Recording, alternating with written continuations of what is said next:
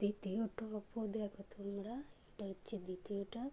প্রথম টপটা আগের ভিডিওতে দিয়েছি, এবার দ্বিতীয় টপ কেমন হয়েছে তোমরা কমেন্ট করে জানাবে। হচ্ছে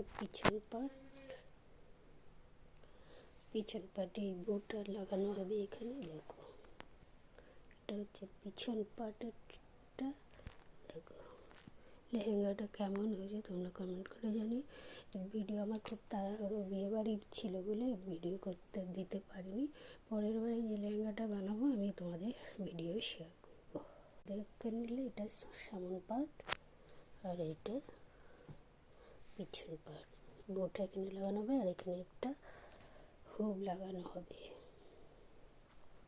তো চলো বন্ধুরা, কমেন্ট করে জানাবে কেমন হয়েছে, তাহলে আমি আরও নতুন নতুন ভিডিও তোমাদের সাথে শেয়ার করব।